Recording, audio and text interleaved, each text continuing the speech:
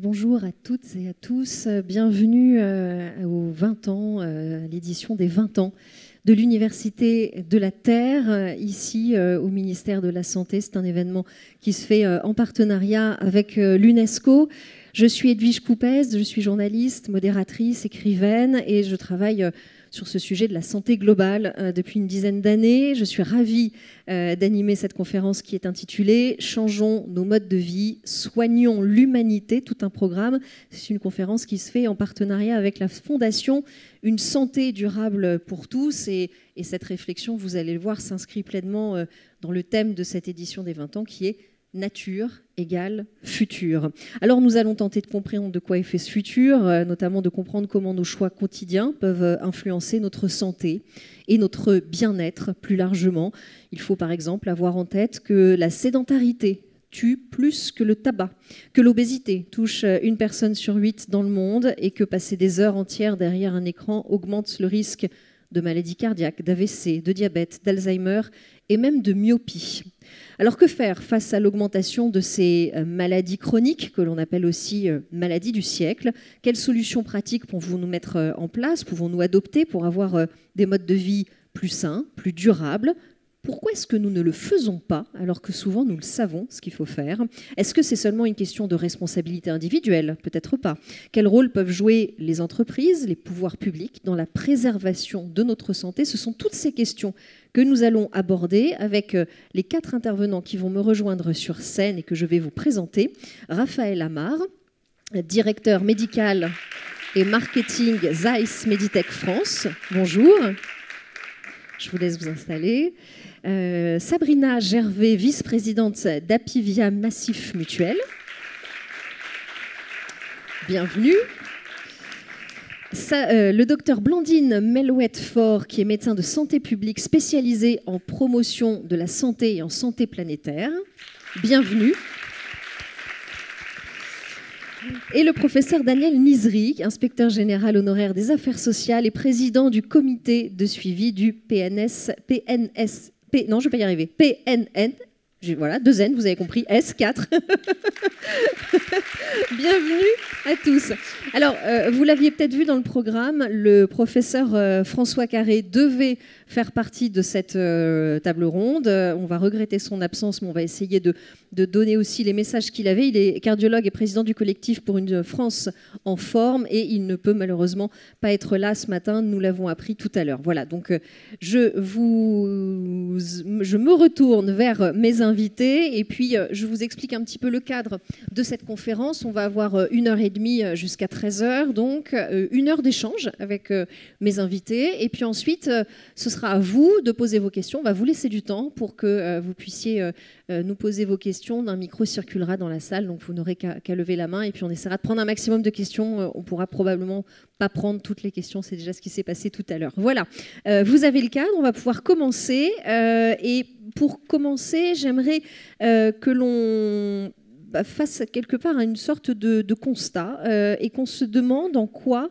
comment on peut, pourquoi finalement on doit changer nos modes de vie, comme l'indique le titre de cette conférence. On va faire un tour de table et chacun, vous allez me donner votre idée de cette idée. Votre idée de cette idée, non ça va pas. Vous allez me dire en fait pourquoi il faut changer nos modes de vie, ce qui va nous permettre de voir votre approche et de faire le constat, de dresser la situation, l'état des lieux de la situation actuelle. Et vous allez voir, c'est parfois un petit peu inquiétant. Voilà. Professeur Daniel Nizri, je me tourne vers vous. Vous êtes médecin cancérologue. Vous avez mené de très nombreux combats pour la santé, à travers les plans cancer, à travers les plans Alzheimer. Vous avez aussi présidé le comité de suivi de ce que je n'arrive pas à dire, qui est donc le programme national de nutrition santé, puisque je n'arrive pas à dire les 2 S vous avez suivi ce programme jusqu'en 2023. Avec toutes ces casquettes, qu'est-ce que vous avez pu observer ces dernières années sur la santé et sur nos modes de vie? Comment est-ce qu'ils impactent notre santé? Alors, j'ai eu la chance d'assister à la fin de la réunion précédente où il avait été remarqué... Collez bien le micro pour que tout le monde puisse vous entendre. Merci. Où il avait été signalé un côté un peu désespérant, un peu inquiétant. Donc, premier constat, il y a quand même plein de choses positives qui se sont faites, sur lesquelles on aura peut-être le temps de revenir. On prendra le temps de revenir dessus, tout à fait. Voilà. Pour beaucoup d'entre nous, on peut effectivement également parler de nos regrets, de ce qu'on aurait pu faire, mieux faire autrement, faire avec d'autres. Et puis, il y a un constat qui s'est imposé à nous à la suite de la Covid, dont il a déjà été beaucoup question ce matin. Depuis 2001, la France le gouvernement français porte un certain nombre de stratégies de santé publique. Alors, le PNNS, le Programme national nutrition santé, le 4e est toujours en cours. Il est prolongé jusqu'à septembre, si tout va bien, jusqu'à septembre 2025. Mais, par exemple, à partir de 2003, le plan cancer, 2005, le plan Alzheimer. L'une des caractéristiques de tous ces plans qui ont été écrits, c'est que dans la première page, la page de garde, il y a toujours 2 phrases qui reviennent. Je pense que c'est des copier-coller. Hein. Ce programme, ce plan, vise premièrement à mettre la prévention à sa place, c'est-à-dire en amont du soin, et deuxièmement, un objectif de réduction des inégalités. Donc 2001. La Covid. Le bilan de la Covid, déjà un bilan simple en termes de mortalité. On ne va pas se battre sur les chiffres, grosso modo 200 000. Je pense que c'est sous-estimé. 40% de ces 200 000 personnes décédées, 40% étaient en surpoids, en obésité et pour beaucoup porteuses de ces fameuses comorbidités, parmi lesquelles toutes les pathologies chroniques induites ou aggravées par, je vais faire simple, la malbouffe et la sédentarité. Je ne dis pas que si tout ce qui avait été écrit dans toutes ces stratégies depuis 2001, si tout avait été fait, il n'y aurait pas eu de mort. Mais il y en aurait eu sûrement beaucoup moins, car en prévention, en dehors du bucco-dentaire, il faut à peu près 10-12 ans pour commencer à ressentir au niveau de la population des effets importants. Donc ça, c'est plus qu'un regret. On parle de vie humaine. Hein. Alors, les points positifs en ce qui concerne le PNNS, c'est que, et ce n'était pas acquis, ça a permis d'identifier l'alimentation et l'activité physique comme des enjeux de santé publique majeurs. Mais la limite, c'est remarquablement réfléchi et écrit, je ne vais pas vous dire le contraire ici, mais est-ce que c'est suivi par la population? Bien non, puisque les fameux repères nutritionnels du PNNS ne sont respectés, je ne vais pas faire le détail, qu'entre 20 et 40% de la population, ce qui est carrément peu. Et en plus, tout le monde n'est pas logé à la même enseigne. Il y a de véritables inégalités de genre, des inégalités sociales, territoriales et d'âge. Alors, juste quelques exemples pour ne pas faire trop long. Les hommes respectent moins que les femmes les repères. Voilà, ça c'est dit. Un quart des enfants dont les parents ont un diplôme supérieur au bac sont en surpoids. Un quart, hein. Contre 10%, quand même 10%, lorsque les parents ont un diplôme du niveau licence. Sur le plan territorial, la prévalence de l'obésité est de 20% dans le Nord et le Nord-Est, contre 14% en Île-de-France et les Pays de Loire. Et dans les départements et régions d'outre-mer, le surpoids et l'obésité est carrément, et en particulier chez les femmes, un enjeu majeur. Et enfin, on n'y pense jamais, mais quand même, 2 millions de personnes, 2 millions, hein, on est 66 millions de gens sur le territoire, 2 millions d'entre nous souffrent de dénutrition. 6e puissance mondiale, souffrent de dénutrition, notamment les personnes âgées, nos aînés, puis je me sens particulièrement concerné, ce qui accélère leur perte d'autonomie. Donc, est-ce qu'on aurait pu modifier ça? On aurait dû, ce qui n'est pas tout à fait la même chose, ce d'autant qu'on avait une alerte. Le premier plan cancer, donc, qui a débuté en 2003, a été évalué par les inspections générales interministérielles et par le Haut Conseil. Et je ne veux pas me tromper, mais grosso modo, en février 2007 ou 2008, le Haut Conseil de santé publique avait remarqué quelque chose qui aurait dû nous alerter, à savoir que la mise en place de cette stratégie nationale avait aggravé les inégalités. C'est-à-dire, je vais résumer d'une façon simple, tout ce qu'on a fait était bien, je serais sans doute amené à en reparler, ça a servi à énormément de gens, et en particulier à tous ceux qui n'avaient pas besoin de nous pour se sortir d'affaires. Et on a laissé sur le côté un certain nombre de gens. Donc en conclusion, là, ce que je voudrais dire, c'est que en tant que soignant, et je ne suis pas le seul sur la tribune à dire ça, il y a un ressenti d'urgence dans la mesure où à partir du moment où on sait, on ne peut pas faire semblant d'ignorer.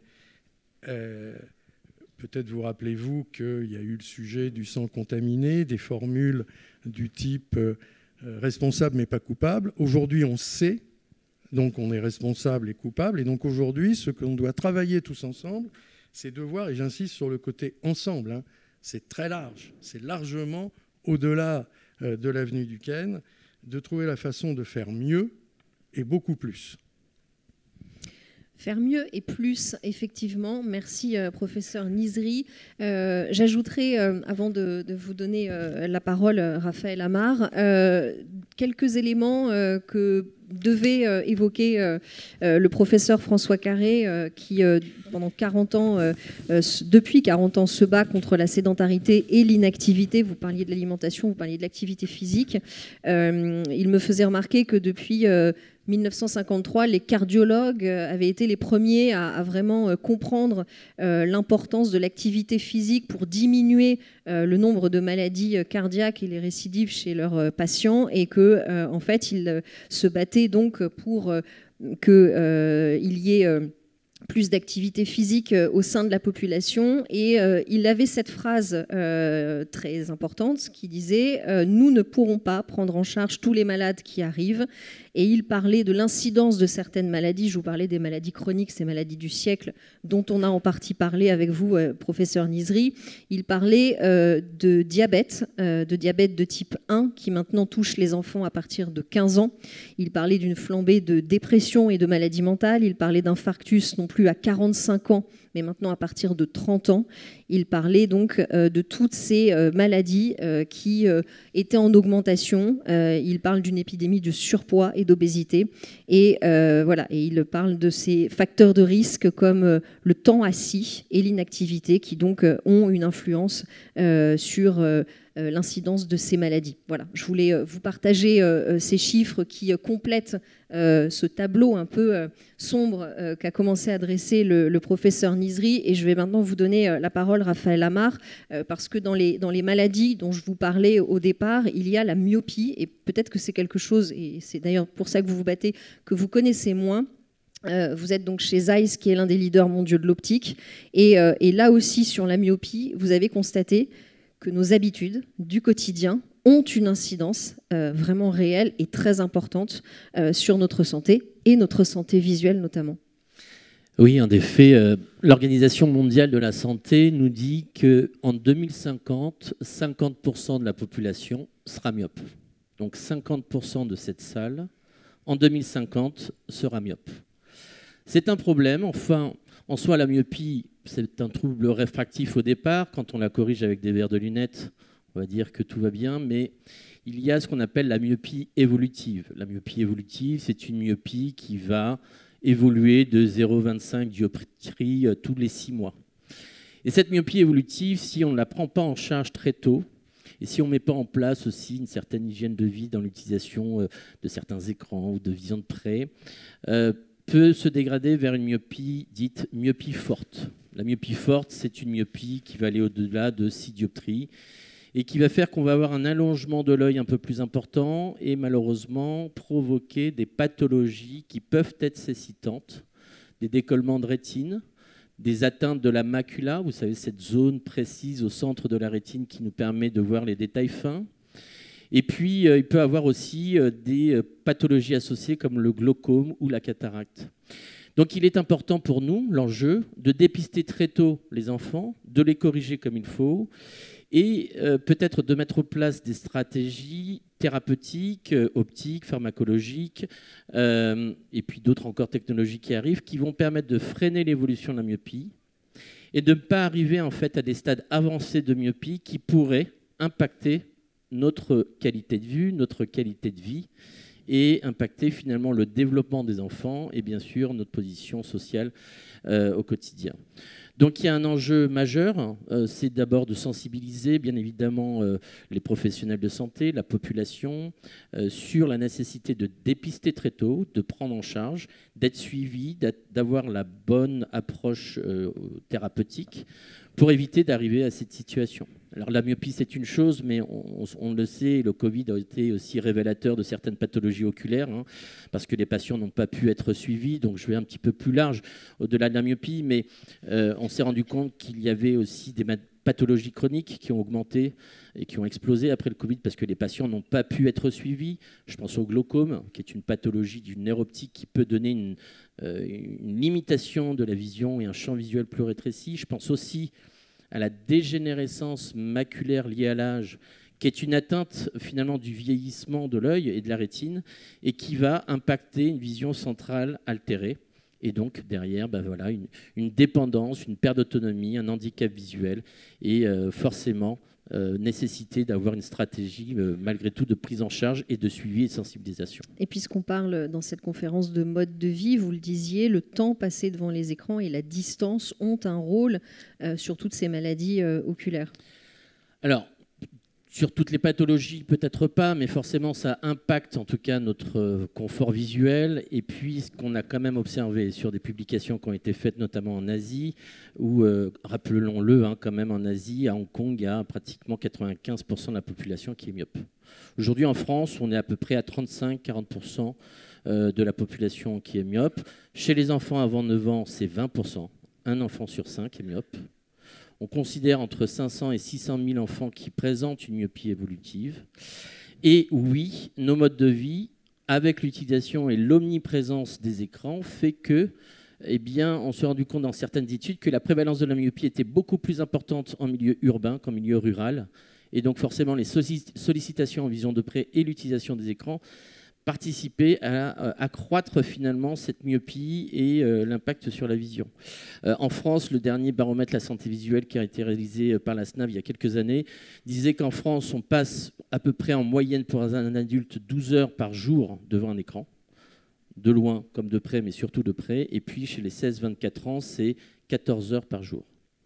Alors, après, bien évidemment, il y a des consignes qu'on donne aux parents, mais peut-être qu'on en parlera tout à l'heure sur ce qu'on peut mettre en place. On ne restera pas sur ces constats, bien évidemment. Merci Raphaël Amar pour ces chiffres et pour cet état des lieux. Je continue mon tour de table et je me tourne maintenant vers vous, Sabrina Gervais, en tant qu'assureur. Qu'est-ce que vous constatez, vous, sur l'état de santé des Français ? On a vu des inégalités qui augmentent. Je vous ai donné des chiffres sur l'obésité et la sédentarité. Là, on a vu sur la santé visuelle. Qu'est-ce que vous constatez en tant qu'assureur ?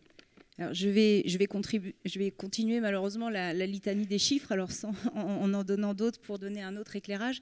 Mais effectivement, comme là, on a l'ensemble des parties prenantes.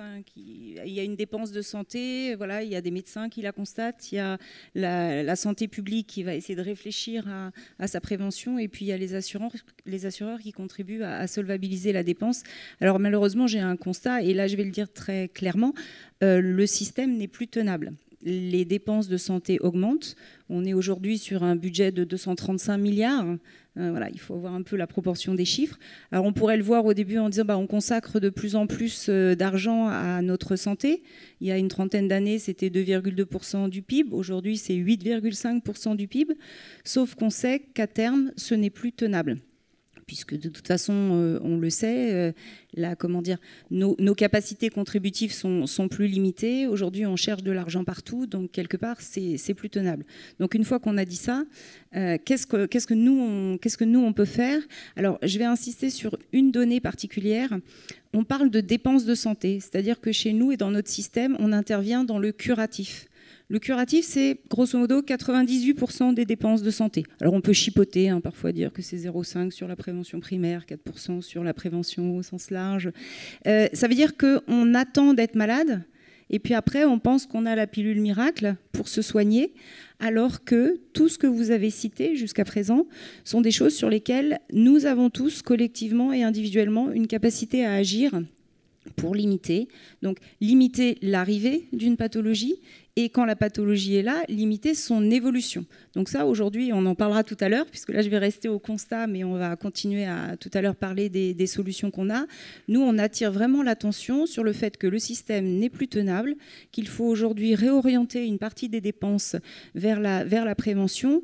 Surtout que je rajoute au constat, sans être alarmiste, que oui, il y a des épidémies d'obésité liées à la sédentarité, à la malbouffe, mais aujourd'hui, dans ce qu'on appelle les maladies chroniques, il y en a qu'on ne connaît pas encore et qui vont arriver. C'est-à-dire qu'aujourd'hui, on arrive à définir, vous connaissez le vocable des ALD, affections longue durée, donc il y a un certain nombre de pathologies qui sont identifiées. C'est 14 millions de Français aujourd'hui, rien que pour ça, c'est plus de 110 milliards de dépenses de santé. Mais ces pathologies, qui pour certaines peuvent être freinées, aujourd'hui vont être doublées et concurrencées par un certain nombre de nouvelles pathologies qui arrivent. Une étude récente est sortie sur l'émergence de plus en plus jeunes de certains cancers chez des populations jeunes. Alors il y a les cancers pédiatriques, mais il y a aussi des cancers chez de jeunes adultes.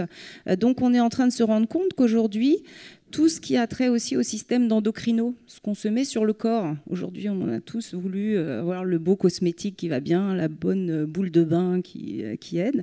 Et en fait, tous ces produits-là, progressivement, on est en train de se rendre compte qu'ils ont une incidence sur notre santé.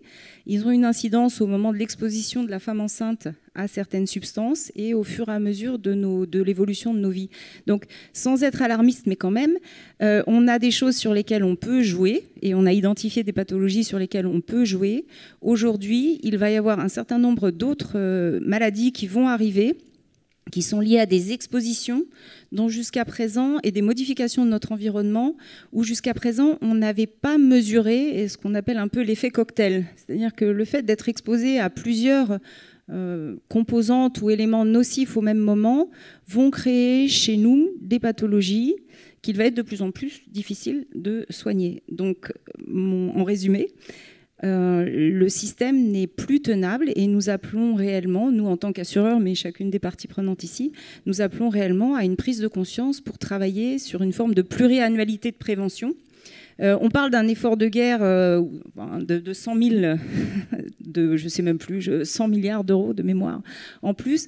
Si on ne fait rien, nous, c'est le besoin qu'on aura pour continuer sur ce train de dépenses de santé. C'est le même besoin qu'on aura d'ici une ou deux dizaines d'années. Donc, si on ne fait qu'augmenter l'argent qu'on doit trouver alors qu'on ne peut plus le trouver nulle part, je ne sais pas comment on va pouvoir se soigner. On comprend qu'il faut changer les choses. Et le professeur Nizri parlait d'urgence et on l'entend également dans vos propos. Blandine Melouette, docteur Blandine Melouette-Fort, je me tourne maintenant vers vous en tant que médecin de santé publique, mais aussi en tant que cet intérêt que vous avez développé sur les liens entre nature et santé, et on a entendu tout ce que vous venez de dire sur ces effets cocktails et sur tous les effets environnementaux qu'on ne connaît pas et qu'on ne mesure pas encore. Vous vous intéressez à ça. Comment est-ce que vous en êtes venu à faire ce lien finalement très simple, très plein de bon sens entre nature et santé? Comment dans votre parcours ça vous est venu? En fait, c'est l'aboutissement d'un cheminement personnel qui a démarré pendant mes études de médecine. Vous l'avez dit, je suis médecin de santé publique. Et je me suis rendu compte pendant mes études que je faisais des études de maladie Je ne faisais pas des études de santé comme je pensais le faire. Et j'ai eu envie de comprendre comment on pouvait éviter en fait, que les gens soient malades. Et je me suis tournée vers la spécialité de santé publique. Et là, je me suis rendu compte aussi qu'on pouvait réfléchir à comment permettre aux personnes non seulement d'éviter les maladies, mais aux personnes d'être et de rester en bonne santé. Et finalement, de voir la santé pas seulement comme une absence de maladie. C'est d'ailleurs la définition de l'Organisation mondiale de la santé. La santé, c'est un état de complet bien-être physique, mental et social, et pas seulement l'absence de maladie. Qu'est-ce qui fait, en fait, qu'est-ce qui détermine notre santé? Il y a bien sûr l'accès aux soins, c'est ce qui vient en premier, mais en fait, c'est qu'une toute petite partie. Il y a notre biologie, notre patrimoine génétique, notre âge, etc., nos comportements individuels, si on fume, si on boit. Mais au-delà de ça, on sera en meilleure santé si on a accès à de l'éducation, à de l'emploi, à des relations de voisinage ou amicales qui sont agréables. Et puis, la qualité de l'air qu'on respire, l'eau qu'on boit. Et encore au-delà, eh bien, la biodiversité, le changement climatique, tout ça, ça joue sur notre état de santé et de façon très importante. Donc maintenant, on sait que notre santé humaine est complètement interdépendante de la santé des écosystèmes, de la santé de la planète. C'est ce qu'on appelle une seule santé, One Health, ou la santé planétaire. Et finalement, vous le savez, on en a dressé le constat, notre santé humaine n'est pas forcément au meilleur de sa forme et notre environnement non plus. On traverse une crise écologique majeure qui est aussi une urgence sanitaire. Et le point commun, finalement, de ces deux problèmes, eh bien, ce sont nos modes de vie, ce sont nos activités humaines. Et du coup, ce qui me semble important en creusant, je me suis rendu compte que ce qui est la caractéristique de cette ère qu'on vit, cette ère de l'Anthropocène, eh bien, c'est la déconnexion humain-nature. C'est cette extinction de l'expérience de nature parce qu'on vit dans des mondes extrêmement urbanisés, industrialisés. On ne sait plus s'alimenter avec des produits bruts de la terre. On ne sort plus. On ne sait plus s'occuper autrement qu'avec des écrans. On ne sait plus bouger et être actif. Eh bien, tout ça, en fait, c'est lié à cette déconnexion qu'on a avec la nature. Et donc, de travailler à reconnecter les personnes en les encourageant à passer du temps en nature, en encourageant le contact avec la nature, ça pouvait être une clé du changement. Et alors, vous l'avez dit, ça semble évident, mais en fait, c'est pas si évident que ça parce qu'on a tendance à sous-estimer cette extinction de l'expérience de nature. Les jeunes générations ne sont plus du tout au contact de la nature comme les adultes ont pu l'être. Ce que vos enfants vivent, c'est pas du tout ce que vous avez vécu, c'est encore moins ce qu'ont vécu vos parents et vos arrière-grands-parents. C'est ce qu'on appelle l'amnésie environnementale. On part des repères qu'on a eu soi étant enfant, mais ce que vivent nos enfants, c'est une relation à la nature bien moins facile, bien moins importante. Ils ont un espace de liberté bien moindre. Ils ont des imaginaires qui sont maintenant tournés vers les robots, les voitures, dans les dessins animés. Ils connaissent plus de marques, de logos que d'espèces d'oiseaux ou d'arbres qu'il y a autour de chez eux. Et on a tendance à le sous-estimer parce qu'on part de ce qu'on a vécu soit enfant. Donc il y a une question d'évidence, mais en fait c'est vraiment, à mon sens, le fondamental, l'essentiel, c'est de réussir à se reconnecter à soi, à travers la nature, à soi, aux autres êtres vivants, au réel, au présent, aux saisons. Et ça participera grandement à changer nos modes de vie. Changer nos modes de vie, on en comprend d'autant plus l'importance en vous écoutant, Blandine Melouette Faure. Ça fait écho, ça fait écho d'ailleurs, et vous voyez les logos partout autour de nous, nature égale futur. Donc voilà, on est vraiment dans cette réflexion de cette édition de l'Université de la Terre. Je voudrais maintenant qu'on essaye de voir, alors ça fait toujours du bien, je pense, de le rappeler, même si pour moi il y a beaucoup de choses qui participent du bon sens, mais quelles bonnes habitudes, qu'est-ce qu'on peut changer concrètement dans nos modes de vie? On verra après, et rassurez-vous, on va y venir, que tout ne nous appartient pas. Mais il y a quand même des choses qui nous appartiennent, et j'aimerais qu'on fasse un tour de table pour voir ce que l'on peut faire, le professeur Carré vous aurait dit « faites du sport, allez marcher, montez des escaliers, ne prenez pas les escalators, c'est simple mais c'est efficace ». Il m'aurait parlé aussi des 30 minutes qu'on peut faire de gymnastique à l'école et qui montrent que les enfants derrière sont plus attentifs et qu'ils n'ont pas perdu 30 minutes avec leur maîtresse. Il vous aurait parlé de tout ça. Je vais maintenant donner la parole à nouveau au professeur Nizri, parce que vous, c'est sur l'alimentation, donc notamment, qu'on peut agir. Et j'aimerais là-dessus que vous nous donniez des pistes, des clés concrètes. Alors, les différents programmes qui ont été portés visent à changer les habitudes, ce dont vous parliez. Et je voudrais donc apporter juste une petite précision par rapport aux différents repères, recommandations de ces différents programmes. On est sur la prévention, donc on s'adresse à des personnes qui n'ont pas de passif génétique, par exemple, ou qui n'ont pas déjà des pathologies. Et dans ce cas-là, ces propositions de changement d'habitude doivent être adaptées à l'individu, parce que les programmes réfléchissent en termes de population. Alors l'ambition du 4e PNNS, c'était d'inverser les tendances. Je vous ai dit que la population suit plus ou moins 20%, 40% des cas les recommandations. L'idée, c'était d'arriver à faire mieux, d'inverser les tendances et en proposant aux gens d'augmenter l'activité physique et de réduire leur sédentarité, en particulier devant les écrans. Ça a déjà été évoqué. D'améliorer les consommations alimentaires et les apports nutritionnels. Je donnerai quelques précisions. D'intégrer pour chacun de nous les enjeux de développement durable, car nos habitudes alimentaires jouent un rôle dans la lutte contre le changement climatique, et d'accompagner réellement l'ensemble des personnes vivant sur le territoire national, c'est-à-dire l'Hexagone, la Corse et les Outre-mer, afin de faciliter les choix alimentaires. Mais les difficultés, une fois qu'on a fait cette petite liste à l'après-vert, les difficultés sont énormes parce que ça implique d'inciter, alors inciter, vous mettez toutes les guillemets que vous voulez, les acteurs économiques, qu'ils soient producteurs, transformateurs, distributeurs, à améliorer les recettes des produits alimentaires. On a déjà évoqué les produits ultra transformés, la nécessité d'envisager la reformulation. À tout hasard, je rappelle, parce que moi j'en ai pris conscience il y a finalement assez peu de temps, que le lait maternisé que l'on propose de façon très précise aux mamans qui viennent d'avoir un bébé, ce lait maternisé, à défaut de leur recommander d'allaiter, ce lait maternisé est le premier produit ultra transformé que l'on propose à un arrivant. C'est quand même important. Deuxièmement, fournir à chacun de nous une information claire, facilement interprétable, transparente sur ce qu'il y a dans ce qu'on met dans l'assiette. Alors, ça a été évoqué tout à l'heure, on a parlé du Nutri-Score.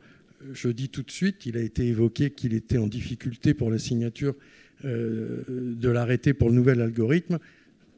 Ça a été signé hier soir et ce matin, donc c'est fait. De temps en temps, il y a comme ça des bonnes nouvelles. Et puis, réduire la publicité des aliments dont la consommation devrait être limitée. Je ne dis pas interdite, devrait être limitée, mais en particulier la publicité ciblant nos enfants, les adolescents, vous l'avez dit, les jeunes adultes, c'est important. Peut-être on en reparlera, mais cet été, ça a été 2 mois, peut-être pas jour et nuit, je ne veux pas exagérer, mais pendant la période estivale, pour arriver à faire en sorte que tous les acteurs se réunissent pour finalement se mettre d'accord sur la nouvelle charte alimentaire signée par tous les acteurs des médias, plateformes, médias classiques, tous les acteurs de l'alimentation, les autorités. Ça a finalement été signé le 17 décembre, c'est donc important. Et puis surtout faire en sorte, et je crois que ça a aussi été évoqué, que l'éducation nationale, quand même, ait les moyens d'intégrer dans le cursus éducatif des plus jeunes une éducation à la prévention au travers des changements de comportement nutritionnel. Et on a beau m'expliquer que les enfants ne peuvent pas comprendre, c'est pas vrai.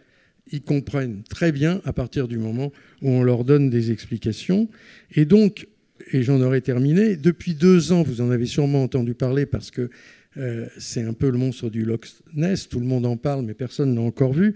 On travaille sur la stratégie nationale alimentation, nutrition, climat qui est inscrite dans la loi climat et résilience. Il y a quand même des mots-clés. Et donc à cette occasion, beaucoup d'entre nous ont modifié la façon dont ils conçoivent l'ambition et dont ils la formulent maintenant. Et maintenant, nous sommes nombreux à partager l'idée qu'il faut faire la promotion d'une alimentation, bien sûr, favorable à la santé, qu'elle soit choisie, qu'elle soit durable, qu'elle soit accessible à tous et partout, pouvoir d'achat un peu difficile pour un certain nombre de gens, et qu'elle tienne compte du revenu des producteurs. Ça peut vous sembler bizarre qu'un médecin au ministère de la Santé évoque le revenu des producteurs. Je vais vous dire, j'ai pris conscience il n'y a pas si longtemps que ça, qu'il y a 30 ans, donc hier, il y avait 3 millions de foyers de paysans, c'est-à-dire monsieur, madame, souvent un aîné, souvent les enfants au moment du retour de l'école ou des vacances scolaires. Aujourd'hui, il reste 300 000, 30 ans après, 300 000 agriculteurs et éleveurs. Et si nous ne prenons pas garde, dans moins de 10 ans, nous aurons perdu notre souveraineté alimentaire et on demandera avec insistance au Mercosur de nous proposer des denrées qu'on a refusées aujourd'hui. Voilà. Merci, professeur Nizri. Dans ce qui est des habitudes qu'on peut prendre en compte, et je vois l'heure tourner, donc il va falloir qu'on essaye d'être plus concis dans nos réponses et moi dans mes questions. Docteur Blandine Melouette-Faure, sur ce contact à la nature que vous encouragez d'une manière pleine de bon sens et qui peut nous paraître évident pour certains, est-ce que finalement, si on a besoin d'être convaincu, ces bienfaits ont été scientifiquement prouvés, j'ai envie de dire ? Oui, ça dépasse largement l'intuition qu'on a toutes et tous. La littérature scientifique, elle est abondante.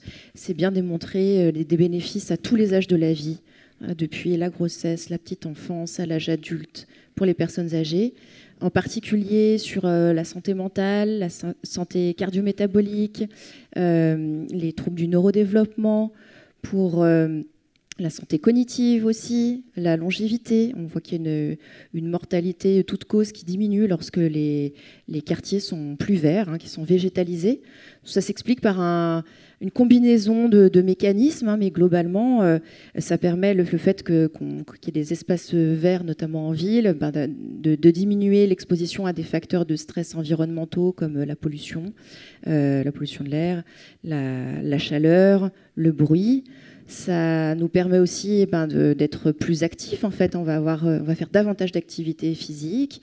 Ça améliore aussi notre santé sociale. On va être en interaction avec d'autres. Ça développe les comportements prosociaux de coopération.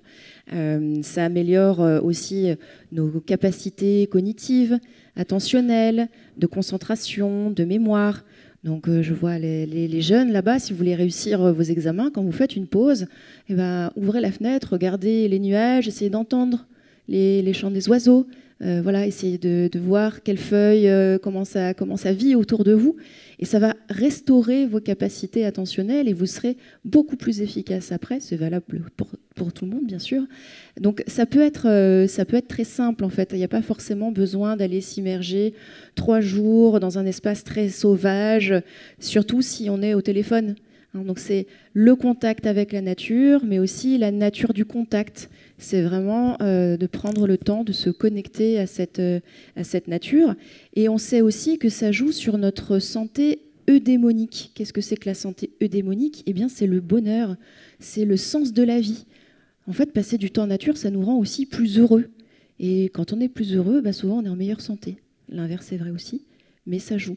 On voit sur une étude qui a été faite sur plus de 26 000 personnes dans 26 pays d'Europe, qu'au-delà d'un certain niveau de revenus, eh bien, la diversité d'oiseaux qui nous entourent améliore davantage qu'un revenu supplémentaire notre perception de la qualité de vie. Donc c'est vraiment un déterminant très important de notre santé et de notre bien-être. Et puis cette connexion humain-nature, ça nous permet aussi d'encourager les comportements pro-environnementaux. Donc on va avoir une relation différente à la nature, on va préserver davantage nos espaces autour de soi. Et du coup, ce sera doublement bénéfique pour nous. C'est ce qu'on appelle l'approche par co-bénéfice santé-environnement. Donc voilà, c'est pas si compliqué, mais il faut vraiment encourager ce contact avec la nature. Et là, je me retourne, merci Blandine, je me retrouve vers vous, Raphaël Amar, parce que ce contact avec la nature, et vous disiez, en vous adressant aux jeunes là-bas, d'aller regarder par la fenêtre et d'écouter le chant des oiseaux, d'être à la lumière du jour aussi, c'est un des remèdes contre la myopie, en tout cas pour la prévenir et pour la ralentir. Alors, c'est un des conseils qu'on donne en effet aux parents, aux enfants, aux jeunes adolescents, idéalement 2 heures par jour à l'extérieur. Pourquoi ? Parce que en fait, certaines publications ont montré qu'il pouvait y avoir en fait un rôle lié forcément à l'accommodation, à la vision de près sur nos écrans, et donc de relâcher cette accommodation, de regarder au loin, et aussi l'exposition chez les tout petits, je précise, au spectre lumineux. La lumière blanche est composée des couleurs de l'arc-en-ciel et le spectre de la lumière bleue qu'on peut parfois dire attention, danger pour la lumière bleue, mais là chez les tout petits peut participer à freiner l'évolution de l'élongation axiale.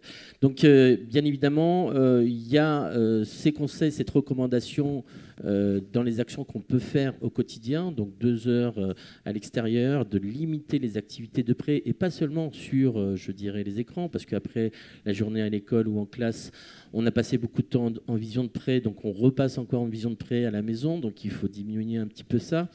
Et puis, il y a des petits exercices ou des petites techniques qu'on appelle la technique du 20-20-20, toutes les 20 minutes, 20 secondes de relâchement à 20 pieds, c'est-à-dire à 6 mètres, c'est-à-dire au-delà de 5 mètres, pour relâcher notre accommodation. Et ça, c'est valable pour les enfants, mais comme pour tout le monde ici dans cette salle, adultes compris, tout simplement pour nous aider à relâcher un petit peu notre accommodation et avoir un peu plus de confort et parfois peut-être moins de fatigue et des fois moins de céphalie. Je passe de mes notes au fond de la salle pour c'est ça. Voilà, entraîner mes yeux. Merci. Instantanément ce conseil. Sabrina Gervais, je reviens vers vous maintenant. Merci Raphaël. Vous avez finalement un propos qui est assez affirmé sur le pouvoir d'agir citoyen. Et on va le nuancer derrière, encore une fois, rassurez-vous, et d'ailleurs on a commencé déjà à le faire. Mais il y a aussi, malgré tout, une volonté et une hygiène de vie à être en bonne santé. Oui, tout à fait. Alors, je partage absolument tous les constats qui ont été faits en matière de prévention et qui nous donnent de bonnes pratiques à respecter. Et je vais le prendre sous un angle un petit peu différent sur effectivement la capacité à agir, la capacité que nous avons à agir à titre individuel, et cette prévention, où ces actes individuels sont essentiels, et je les mettrai en parallèle avec les axes de prévention collective, c'est-à-dire qu'on est obligé d'être en synergie, on agit soi-même et on est aidé aussi pour agir collectivement de manière à ce que ce soit plus facile. Parce que sinon, ça n'a pas de sens. On peut nous dire, enfin, tous les conseils étaient très bons, mais s'ils ne sont pas encouragés dans une dynamique collective, ça va être très difficile pour chacun d'entre nous de les respecter. Pour autant, oui, effectivement, alors en tant que mutualiste, encore plus, on est habitué à avoir cette parole qui pose des actes et qui traduit des convictions. À mon sens, quand on commence à avoir de l'embonpoint ou quand on a du diabète, on ne prend pas juste une pilule que nous a prescrit le médecin, parce que ça ne suffira pas. Et je pense qu'aujourd'hui, il faut le dire vraiment, rester en bonne santé, préserver son capital santé, puisqu'il peut être malheureusement impacté à notre insu, mais préserver son capital santé est à mon sens un acte de volonté, un acte qui suppose... Alors, je vois déjà, ou j'entends presque toutes les oppositions qui vont me faire dire que oui, mais un tel n'est pas né à côté de... n'est pas bien né, n'a pas les accès et tout ça. Néanmoins, à mon sens, le premier message, c'est que la préservation de mon capital santé m'appartient. J'en suis responsable. Certes, on ne part pas tous avec les mêmes conditions, on n'évoluera pas tous dans des milieux plus ou moins favorables, mais pour autant, à mon sens, le fait d'agir est le premier pas. Et aujourd'hui, plein de conseils vous ont été donnés. Vous en avez potentiellement à l'appel. Essayons, rien qu'en préparant l'émission un petit peu en amont, on s'est dit, moi parfois ça m'arrive, je suis assez stressée, et respirer 10 fois, ne serait-ce que prendre le temps de respirer 10 fois. Souvent je me rends compte que j'arrive même pas à tenir 10, parce que voilà, mon esprit repart, et donc je m'oblige à me dire, allez, j'essaie de tenir jusqu'à 10. Donc ce que je veux dire, c'est que c'est compliqué, mais c'est un acte de volonté, et nous sommes quelque part tous responsables. On a vu nos actions, notre écosystème, le poids de l'homme sur la nature. Et ben chacun, c'est un peu le battement d'aile d'un colibri. Chacun est responsable, a la possibilité d'agir.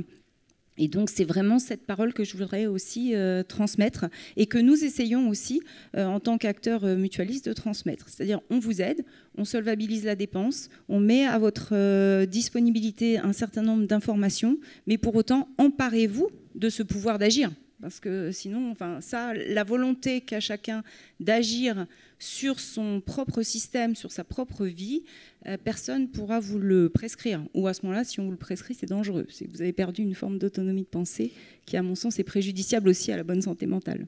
J'allais dire mais je vais dire est à la place. Vous parliez tout à l'heure d'action individuelle et collective. Et donc, c'est là-dessus, effectivement, sur les freins, en fait, à tous ces changements et ces de mode de vie qu'on vous a proposés. Effectivement, pourquoi ne le fait-on pas? Quels sont les freins? Ils ne sont pas simplement individuels.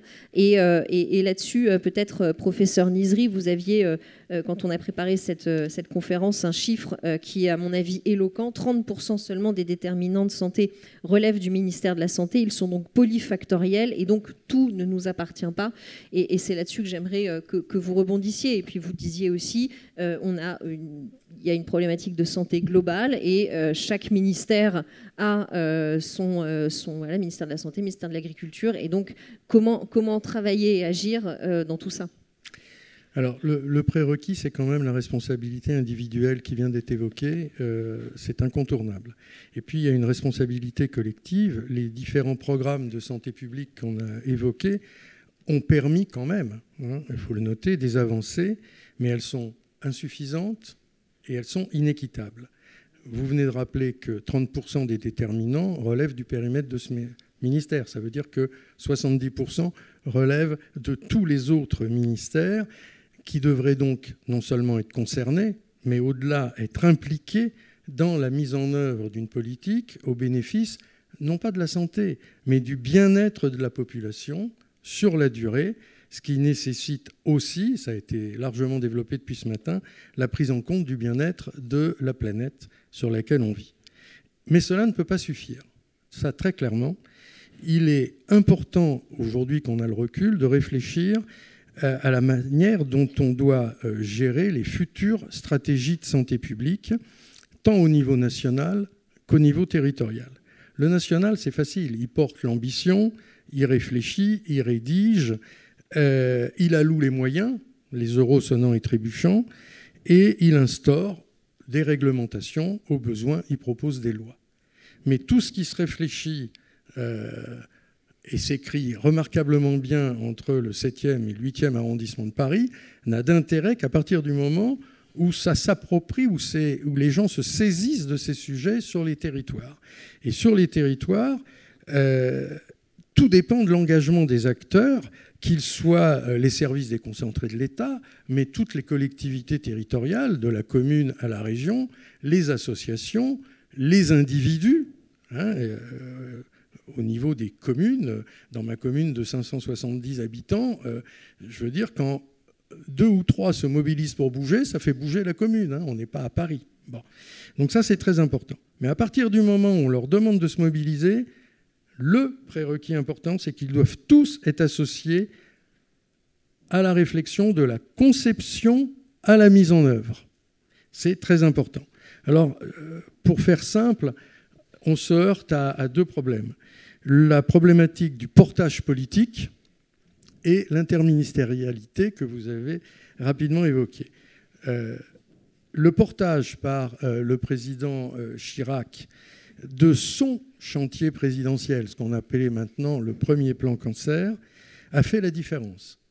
Tous ceux qui ont connu la maladie comme soignés ou comme soignants et parfois les deux, savent qu'il y a eu un avant et qu'il y a maintenant un après. C'est franchement déterminant.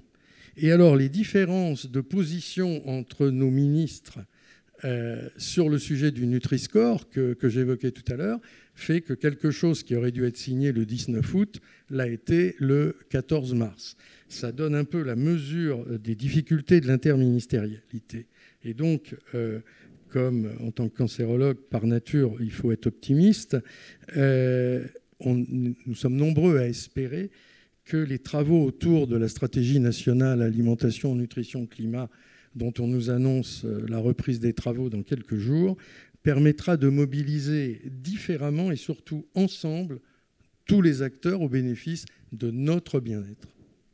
Merci, professeur Nizri. Raphaël Amar, il y a aussi une responsabilité collective que vous vivez dans votre secteur, où finalement toute la prévention sur les maladies oculaires est quasi inexistante, pourrais-je dire, et où en fait là elle relève plutôt d'initiatives privées ou de secteurs. C'est ce que vous constatez. Il y a une mesure qui a été quand même phare, qui a été le 100% santé, qui a permis quand même de sensibiliser autour de la prise en charge de l'optique pour ceux qui ne pouvaient pas se permettre, entre guillemets, d'être équipés.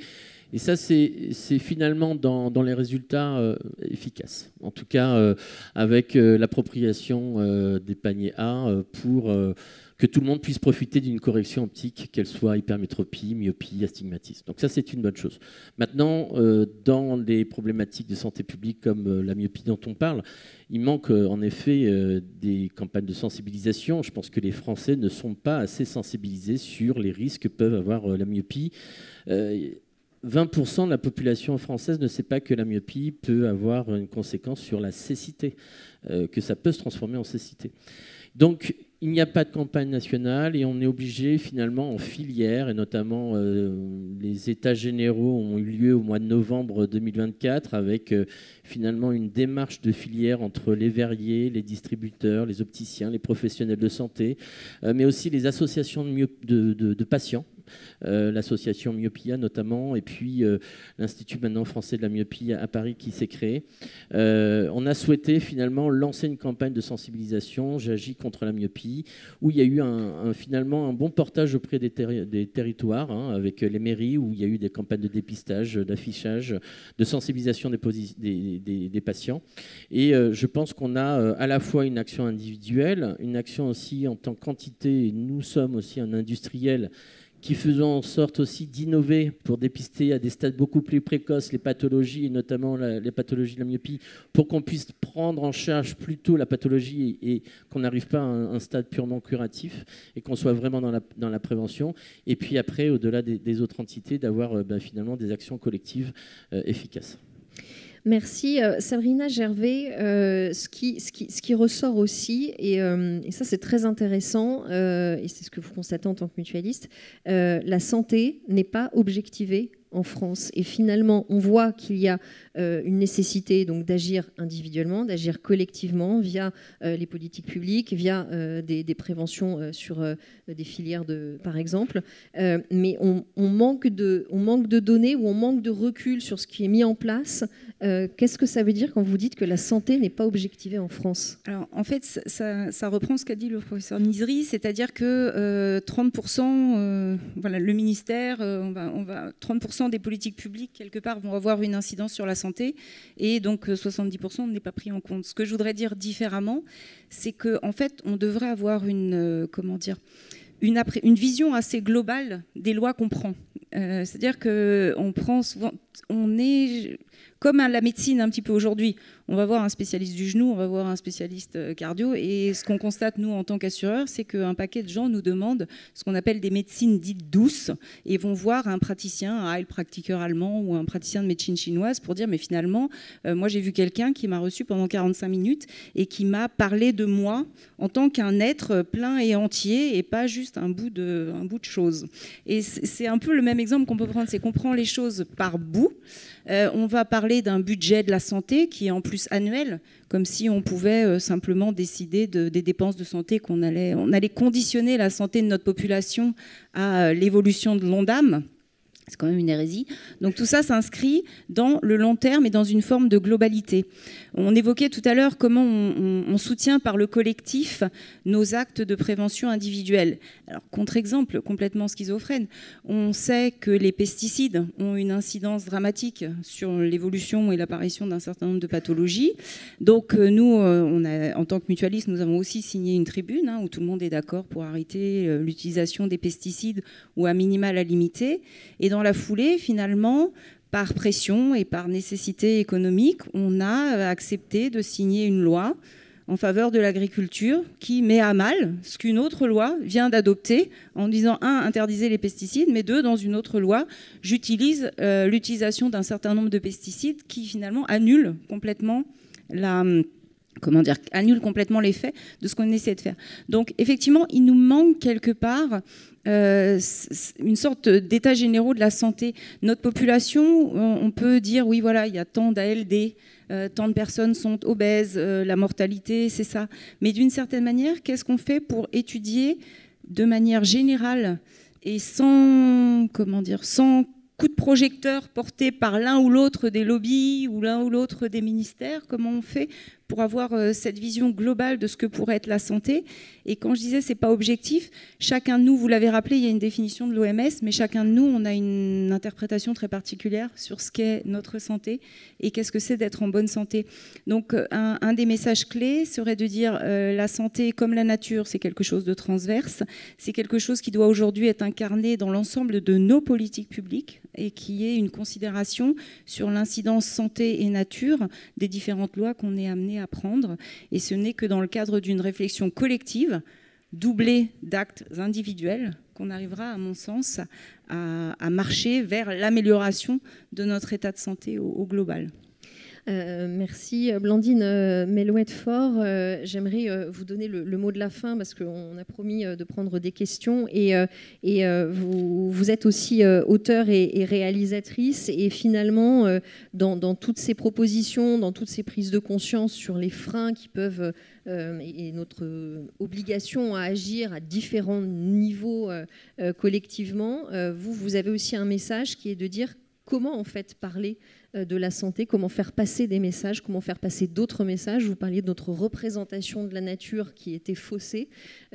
Comment est-ce qu'on peut effectivement impulser une dynamique et qui va au-delà du soin? Je reprends le titre de cette conférence qui est « Changeons nos modes de vie, soignons l'humanité ». Et vous avez tout de suite réagi en me disant « mais ça va au-delà de soigner ». Et ça, c'est quelque chose d'important qui retrace peut-être un petit peu toute votre pensée. Oui, parce que le constat, il faut bien sûr encapaciter les personnes, donc rendre les messages accessibles, mais les habitudes de vie, les comportements, ils sont vraiment conditionnés par notre environnement, donc c'est aussi rendre nos environnements de vie favorables à notre santé. Quand on parle du contact avec la nature, c'est à la fois amener les gens vers la nature, donc les informer, mais aussi les accompagner, parce que c'est pas si facile. Et puis c'est amener la nature au contact des gens, donc c'est aussi végétaliser.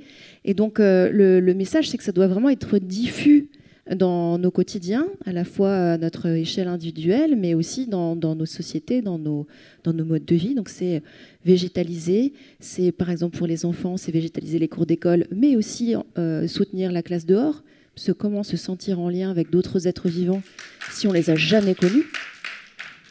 Et pour le domaine médical, même si voilà, la santé c'est bien plus large, mais dans le domaine du soin, si on conclut sur cette table ronde de soigner l'humanité, dans le domaine médical, c'est aussi végétaliser les établissements de santé. Il y a une étude qui montre que quand on a une vue depuis sa chambre d'hôpital sur le parc plutôt que sur un mur en face, on reste moins longtemps à l'hôpital, on consomme moins d'antalgiques. Donc sur le système de santé, c'est important. On peut prescrire de la nature. Ça existe à l'étranger, on est en train de le mettre en place en France. Ça, c'est pareil, c'est assez simple, c'est peu coûteux, c'est même au niveau médico-économique, c'est très intéressant. Mais il faut former les professionnels de santé, il faut qu'ils aient le temps d'en parler à leurs patients. Donc il faut aussi une organisation, une structure derrière qui permet de soutenir ces interventions non médicamenteuses. Et donc finalement, le message à faire passer, c'est qu'on est toutes et tous acteurs et actrices de santé, quel que soit notre métier, notre profession, notre âge, en fait, la santé, c'est très global. Et l'enjeu, c'est d'arrêter de considérer la planète comme une ressource à exploiter et comme une immense décharge. Et ça nous fera du bien pour nous, humains, mais aussi pour le reste du vivant. Merci beaucoup pour cette conversation.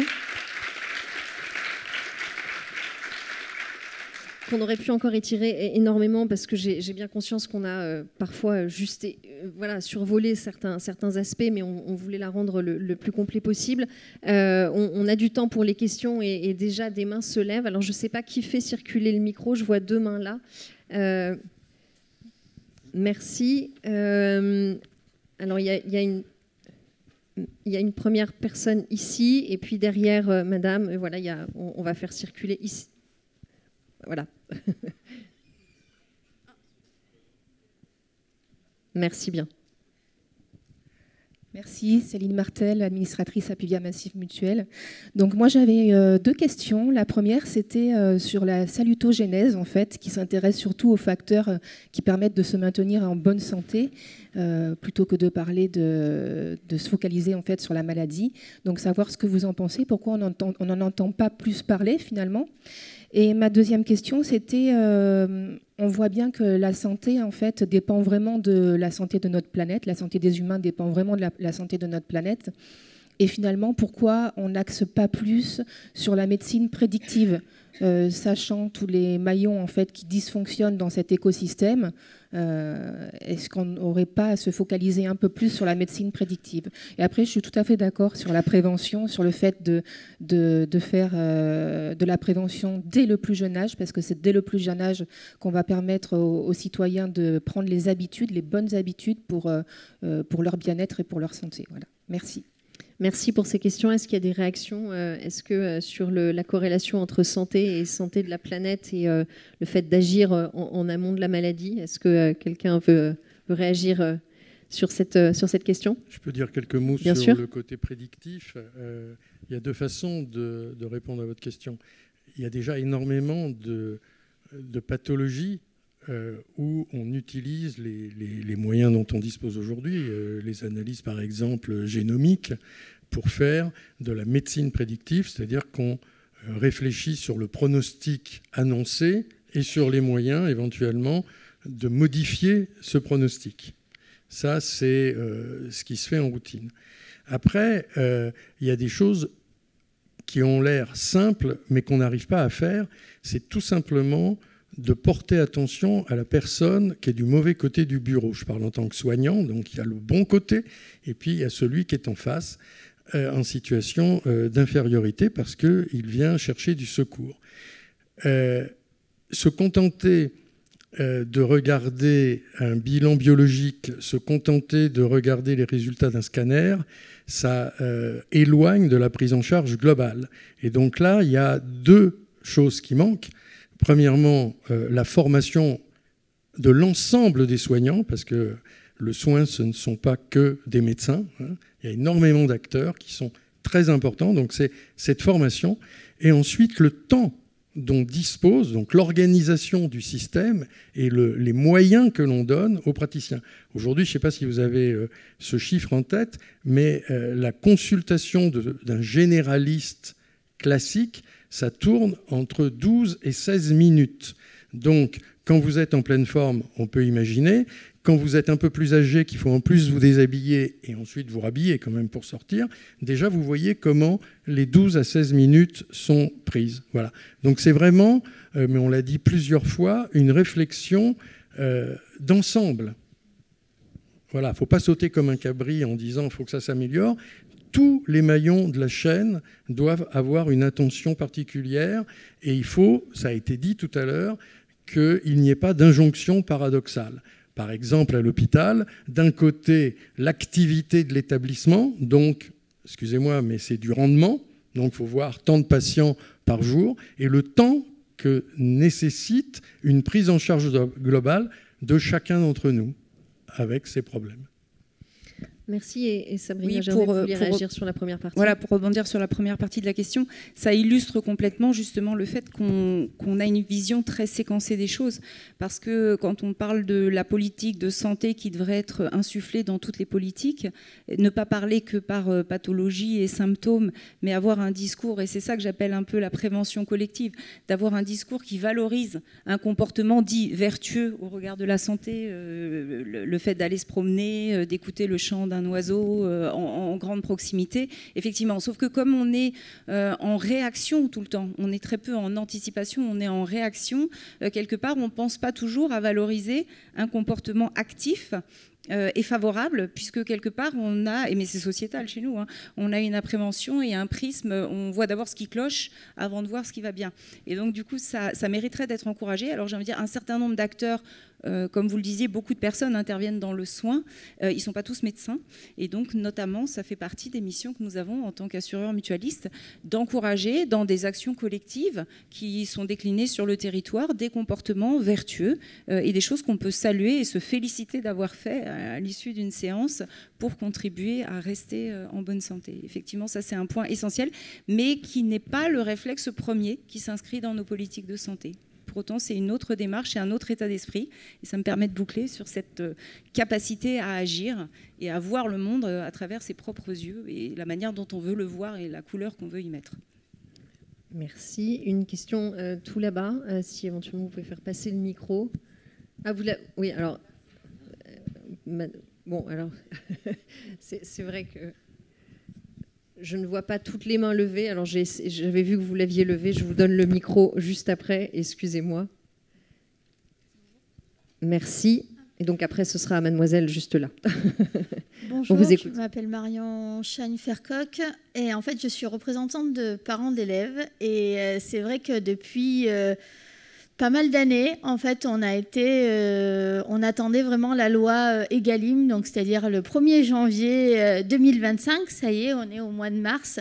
Et notamment, on se bat pour que les plats de nos enfants ne soient plus réchauffés dans du plastique. Et on vient d'avoir la merveilleuse surprise du dernier décret qui est en train de sortir, comme quoi, effectivement, le fait de réchauffer les plats de nos enfants dans du plastique, c'est toxique, mais par contre, leur donner des couverts en plastique, c'est fantastique. Voilà, donc ça, c'est premier point. Comment est-ce qu'on fait pour se battre contre ça, sachant qu'il faut, nul n'est censé ignorer la loi. Donc il faut ensuite difficulté de faire passer des légumineuses dans le plat de nos enfants, parce que c'est très compliqué a priori de leur faire manger ça, encore plus que des légumes, même si les enfants réclament d'avoir des légumes. Et la deuxième position, c'est moi je veux bien agir au quotidien, sortir avec mes enfants, on sait ce qu'on fait, mais il suffit juste d'aller au supermarché ou même chez le coiffeur pour avoir de nombreux perturbateurs endocriniens rien qu'en voulant se laver les cheveux. Donc, et c'est totalement légal, tout ce qui est phénoxyéthanol. Ça, donc, comment on fait? Et quand justement on veut agir et que finalement, ça devient pratiquement illégal finalement de prendre soin de sa santé. Merci. Oui, merci. Sur toutes ces injonctions contradictoires qui effectivement perturbent nos quotidiens et nos engagements. Est-ce que l'un d'entre vous veut répondre sur cet aspect ou oui. Pour apporter une réponse, alors c'est effectivement la schizophrénie, le monde schizophrène dans lequel on est, avec des injonctions contradictoires. J'ai envie de dire, il y a 20 ans, on n'en parlait pas. Il y a 20 ans, on n'en parlait pas. Aujourd'hui, on en parle. Les actions des différents collectifs sont une manière d'avancer. Malheureusement, le temps est politique et le temps de faire bouger une société, ça prend beaucoup de temps. J'ai malheureusement pas de réponse à ces injonctions contradictoires, mais j'ai un message d'encouragement sur le fait de continuer. Et c'est pas parce que vous avez aujourd'hui des applications qui permettent d'identifier le nombre de polluants, de solvants, de produits nocifs que vous avez ou que vous allez acheter dans le produit que vous allez consommer. Donc c'est une manière aussi de faire. Et le boycott, souvent on n'en parle pas assez, mais j'ai envie de dire la capacité du consommateur à agir ou pas sur les produits qu'il achète, c'est la meilleure réponse qu'on peut faire à certains industriels. Je peux ajouter quelque chose sur les cantines ? Oui, juste un mot pour vous rappeler que les textes, effectivement, existent, mais que la responsabilité au niveau des cantines relève de la collectivité territoriale selon qu'on parle du primaire, du collège. Plus difficile de parler des lycées puisque les enfants peuvent sortir de l'établissement. Et là, vous avez, en tant que citoyen, virgule, électeur, virgule, casse-pied potentiel, la possibilité d'agir au niveau de ceux qui ont le chéquier, le stylo et qui valident la politique alimentaire dans la communauté de communes ou dans la commune. Ça, c'est quelque chose dont vous ne devez surtout pas vous priver. Parce qu'en plus, à partir du moment où il y a un effet tache d'huile au niveau de communes, de communautés de communes, etc., nous vivons dans un pays démocratique quand même, on va s'en féliciter, où il y a quand même une séquence électorale régulière. Eh bien, servez-vous du poids que vous représentez en tant que citoyen et citoyenne. Merci effectivement pour ce rappel de cet échelon qui est plus proche de vous du coup que cette loi. Alors, Madame avait une question ici, s'il vous plaît. Pardon, oui, décidément, on va y arriver. Pardon, allez-y. Bonjour, moi je suis Alexandra, je suis ancienne cadre, je suis en reconversion actuellement. Je ne travaille pas du tout dans les domaines de la santé, du soin, mais je m'en intéresse beaucoup. Et en tant qu'ancienne cadre, la question que je me pose, même si, comme tout à l'heure vous l'avez dit, effectivement le programme Nutrition Santé a eu beaucoup plus d'impact chez les gens qui avaient déjà la connaissance de savoir les risques sur la santé, etc., qu'auprès des gens moins diplômés. Mais en fait, souvent, quand on est cadre, on passe 10 heures par jour, voire 12 heures hors de la maison. On n'a pas forcément le temps de cuisiner comme il le faut. On n'a pas le temps de regarder autre chose que son ordinateur. Enfin, après, tout dépend du milieu professionnel. Mais je voulais savoir si vous aviez effectivement des chiffres également sur la santé des cadres et les enfants des cadres par rapport justement aux problèmes de santé qui peuvent également... Alors ça va être très rapide parce que je n'ai pas bien évidemment de chiffres en tête précis, je n'ai que des ratios, c'est-à-dire qu'effectivement les cadres, les enfants de cadres, les familles de cadres sont mieux lotis sur énormément de points et on l'a bien vu avec les conséquences de la Covid, les conséquences sanitaires, économiques, sociales, je pense qu'on même peut dire sociétales, on a bien vu qu'il y a un différentiel. Voilà. Alors après, je l'ai dit tout à l'heure, c'est les enjeux et les contraintes ne sont pas les mêmes selon les strates et les différences, qu'il faut s'adapter. Après, c'est difficile. J'ai parlé tout à l'heure de l'allaitement. C'est clair que dans les cadres, dans énormément d'entreprises, arrivent à bénéficier d'un temps, d'un lieu pour allaiter les enfants ou avoir le temps de prélever le lait pour pouvoir avoir des pochons qui permettront d'allaiter les enfants après, et donc de réduire l'utilisation des produits ultra transformés. C'est clair que dans certaines usines, à la chaîne, je ne veux pas caricaturer, ça c'est impossible. Ça c'est un différentiel. Donc il faut faire en sorte que ceux qui ont accès soient au courant et utilisent cet accès, et ceux qui n'ont pas accès obtiennent cet accès. Et donc qu'on trouve les moyens. Mais je n'ai pas la solution comme ça, là, tout de suite. Est-ce que...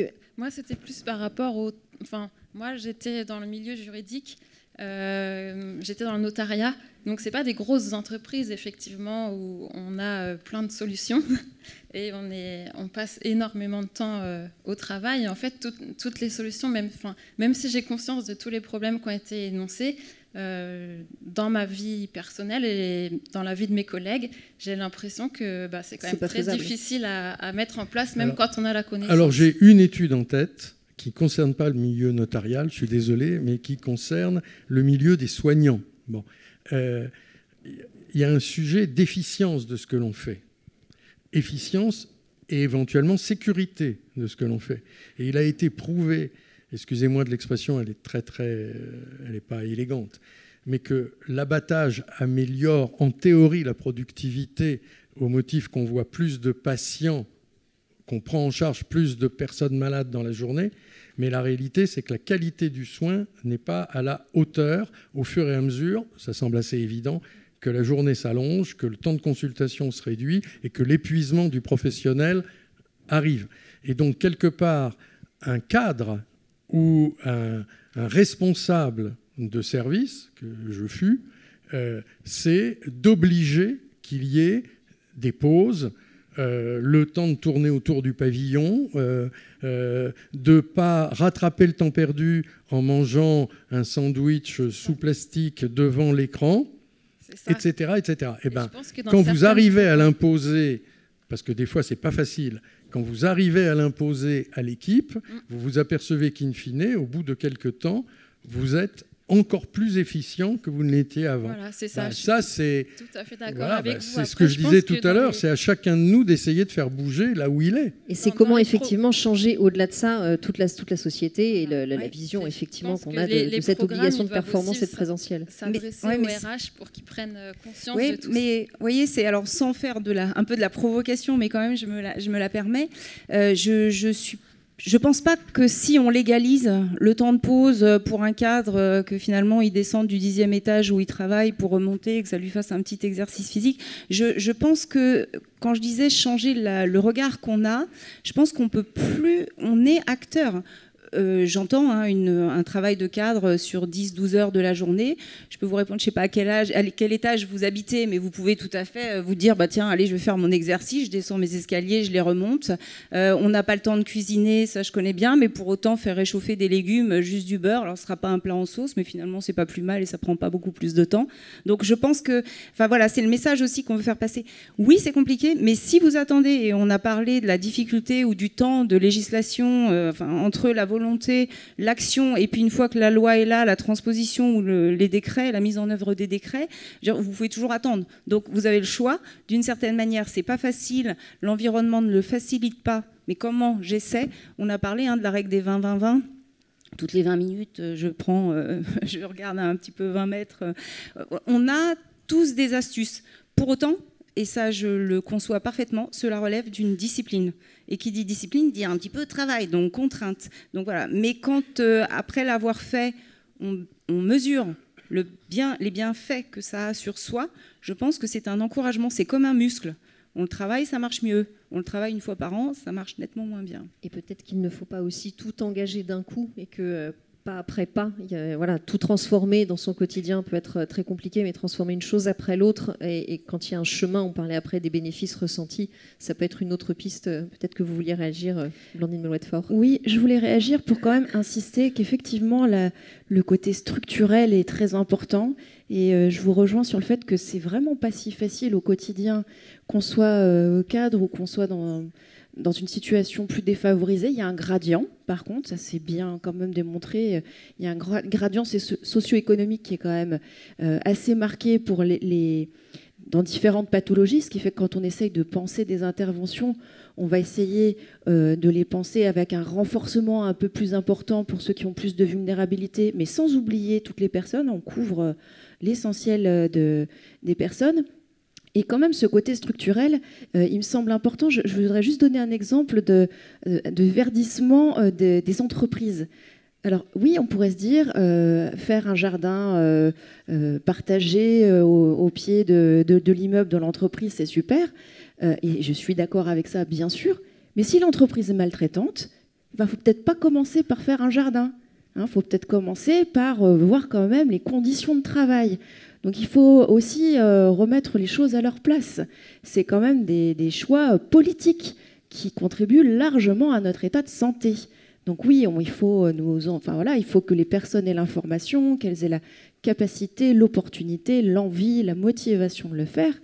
Mais les choix politiques, le courage politique, il doit être là pour qu'on soit en bonne santé. Merci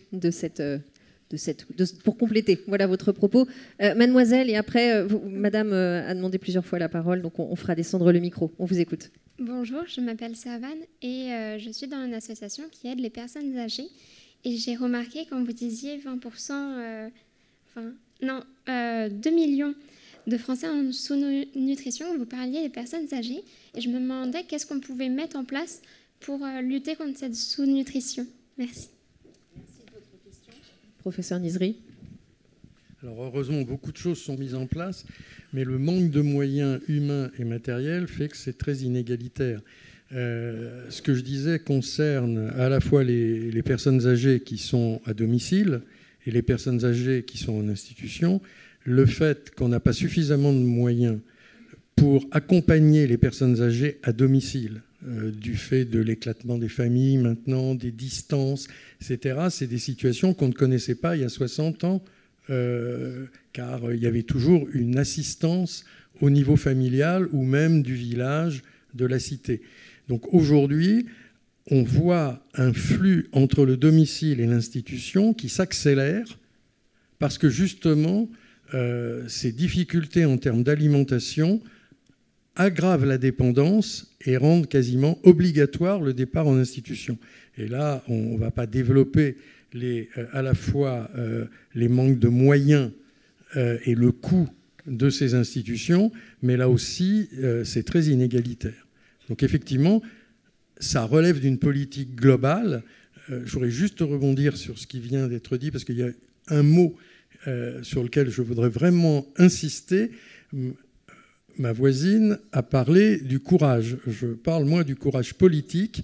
Il y a un moment donné où les élus, qui, me semble-t-il, sont élus autour d'une ambition de bien-être de la population, les constats, ils les connaissent, les éléments probants, ils sont largement partagés. Il faut simplement du courage pour dépasser des enjeux catégoriels et pour mettre en place ces politiques. Voilà. Ce n'est pas un coût, c'est un investissement sur l'avenir. Et donc ça, je reviens sur ce que je disais tout à l'heure, c'est chacun de vous qui, au niveau local, pouvez agir pour que cette prise de conscience, cette appropriation de ce courage se fasse. Merci. Je rajoute juste deux mots à la jeune fille. Deux pistes aussi de réflexion. Un, le lien social. La personne âgée, elle est souvent isolée et on se rend compte que le lien, quand on est en lien, on va mieux et si on va un peu mieux, on a parfois plus faim. Et deux, les dents. La dentition, c'est la base. Je veux dire, voilà, les personnes âgées connaissent beaucoup de problèmes de dentition et sans dents ou avec des difficultés ou moins de dents, on mange nettement moins. Donc on a évoqué le 100% santé, donc le lien et les dents sont déjà aussi des débuts de réponse ou des pistes. Merci pour vos réponses. Madame ? Alors moi j'avais 3 questions, mais je vais aller vite. Est-ce que vous avez entendu parler des cancers pédiatriques qui seraient dus à ce qu'on donne aux enfants des produits animaux, mais par exemple les vaches, parce qu'on dit beaucoup les bœufs, mais c'est souvent des vaches, qui ne mangent pas d'herbe, qui ne mangent que du soja et du maïs, et dont le lait et la viande donneraient des cancers pédiatriques. Alors là, on est complètement dans l'image du One Health, effectivement, sur l'intrication entre les différentes santé. On connaît l'impact de l'alimentation sur les cancers. Il y a 40% de cancers évitables et la moitié, c'est en lien avec l'environnement dans lequel je mets tous les problèmes nutritionnels. Alors après, sur le sujet précis dont vous parlez, je n'ai pas de chiffres en tête encore une fois, mais je sais par contre que des études sont en cours, en particulier avec l'appui méthodologique de l'ANSES, qui était présent tout à l'heure à la table ronde précédente, car des cas cliniques ne font pas un cas épidémiologique. Il faut sortir par le haut de ce genre de situation, mais un cas devient un signal faible. Donc il faut automatiquement s'y intéresser, mener l'étude, en tirer les conclusions, enfin faire le constat et ensuite en tirer les conclusions. D'accord. Enfin, je vais vite. Est-ce qu'on n'aurait pas intérêt à rembourser les produits bio pour les parents, à rembourser l'activité physique pour leurs enfants? Je pense aux ménages défavorisés pour améliorer justement cette santé. Alors on a mis en place, juste pour répondre rapidement, certaines villes ont mis en place, alors on parle d'un grand projet de sécurité sociale alimentaire. voilà, c'est un grand projet. Pourquoi pas? Je pense qu'il faut l'encourager, mais le temps que ça arrive, je vous invite à agir. Pour autant, certaines collectivités territoriales, et on en parlait tout à l'heure, ont introduit des repas bio ou des choses comme ça. Et moi, je viens de Strasbourg, et la maire a encouragé une ordonnance d'alimentation bio pour les femmes enceintes. Ça me permet de rebondir sur la question que vous avez posée précédemment. On sait aussi que c'est pas forcément une fois que l'enfant est né et son exposition à un certain nombre de substances. On sait aussi qu'au temps que se passe la grossesse, chaque stade de la grossesse amène le développement d'un certain nombre d'organes ou de capacités, et l'exposition à un instant T à une substance médicamenteuse, chimique, aura une incidence sur la vie du jeune qui sera un jour un adulte. Donc aujourd'hui, on peut avoir accès à l'information, et ce qu'il faut quand même retenir, c'est qu'il y a des choses qu'on ne peut pas éviter, mais pour autant de systématiquement se renseigner pour éviter ce qui est évitable encore. Et puis, pour les verres, par contre, si on a des verres anti-lumière bleue et photochromique, justement, est-ce qu'on ne protège pas mieux sa vue des écrans et puis du soleil? C'est une très bonne remarque, et oui, on protège. Aujourd'hui, en effet, on parle de la lumière bleue. La lumière bleue, en fait, c'est le spectre de la lumière du soleil où il y en a beaucoup. Donc, sortir dans la nature, c'est très bien, mais il faut aussi se protéger du soleil. Donc avoir une bonne protection, ça c'est important, parce que c'est finalement l'effet cumulatif de l'exposition à petite dose qui finalement, à la fin en fait, de 30-40 années de vie exposées, vont faire qu'on va avoir des pathologies oculaires plus importantes. On a des études qui montrent que des personnes qui vivent dans des régions ensoleillées ont plus de cataractes que d'autres qui ne sont pas. Donc le spectre de la lumière bleue est plus important pour la lumière, donc se protéger au soleil. Et puis sur les écrans, moins important, mais par contre, en effet, il y a des filtres aujourd'hui qui nous permettent de filtrer la mauvaise lumière bleue, parce qu'on a aussi une bonne lumière bleue qui participe en fait à de la bonne humeur. Il en faut de la bonne humeur. Donc on va sélectionner sur nos verres d'arrêter la mauvaise lumière bleue, mais de laisser passer la bonne. Très bien. Une toute dernière question, parce qu'il faut qu'on vide la salle. Ensuite, il y avait un doigt qui s'était levé. Madame. Et très rapidement, s'il vous plaît. Merci. Oui, je vais essayer de faire rapide. Donc, Julie Ergotte, architecte. Merci effectivement pour toutes vos interventions. Pour l'idée des états généraux de la santé, ça paraît quand même assez indispensable, vu le nombre de sujets que ça touche. Je me permets d'en aborder un dont on ne fait pas le lien directement, c'est l'architecture. Quand vous parliez par exemple de la classe dehors, effectivement, mettre les enfants dehors, ça va leur faire du bien pour leur santé, mais ça peut aussi peut-être permettre d'avoir besoin de moins de mètres carrés. Dans les écoles, la population augmente, il faut qu'on construise de nouvelles écoles, il faut qu'on rénove celles qui sont en place, on a de la rénovation énergétique. Donc le fait de mettre effectivement les enfants la moitié du temps dehors, ça permettrait de lisser dans le temps tous ces travaux nécessaires et toutes ces constructions supplémentaires. Voilà, ça c'était pour le propos sur la classe dehors. Et sinon, est-ce qu'au ministère de la Santé, il y a des liens avec des neuroarchitectes? Parce que le bâtiment a un impact positif sur les gens, sur la santé notamment, Dominique, pour reprendre effectivement votre terme.